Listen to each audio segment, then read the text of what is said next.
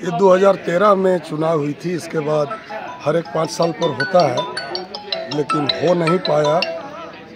कुछ कोरोना काल भी इसके लिए जिम्मेवार रहा। और यह चुनाव रेल कर्मी के मान सम्मान और स्वाभिमान का चुनाव है।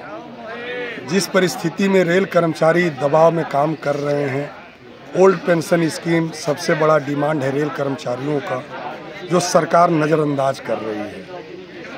हमारा फेडरेशन NFIR, ECRMC और हमारे NFIR के मुखिया डॉक्टर M रघुवैया हमेशा मुखालफत करते रहे हैं OPS के लिए। लेकिन इस चुनाव में सबसे बड़ी बात मैं आपको बता दूं कि AIRF के महामंत्री के द्वारा UPS जो नया यूनिफाइड पेंशन स्कीम लागू किया गया, उसको उन्होंने अच्छा बताया और उसके परिणाम स्वरूप रेल कर्मचारियों में बहुत आक्रोश है, क्योंकि हम लोग एक ही चीज़ का डिमांड कर रहे हैं, वो है ओल्ड पेंशन स्कीम। और ओल्ड पेंशन स्कीम ही हमारा सबसे अहम मुद्दा है NFIR और ECRMC के लिए। तो लोगों से मैं सुबह से ही मिलजुल रहा था, पूछताछ करने में, बातचीत करने में। बड़ा अच्छे माहौल में वोटिंग हो रहा है। बहुत कर्मचारी सहज तरीके से आ रहे हैं, वोटिंग कर रहे हैं। और मैं निसंदेह आपको कहूं कि हमारा ट्रेड यूनियन इस बार हाजीपुर जोन में भारी बहुमत से और एकल यूनियन के रूप में आने जा रहा है। रेल यूनियन विगत 11 वर्षों के बाद हो रहा है और हमारा संगठन AIRF और हमारे जो AIRF के महामंत्री हैं कॉमरेड शिव गोपाल मिश्रा जी, वो मजबूरन चुनाव नहीं होने के चलते उन्होंने केस किया। और केस में जब डिग्री हुआ तब केंद्र सरकार बाध्य हुआ कि रेल यूनियन का मान्यता के लिए चुनाव हुआ।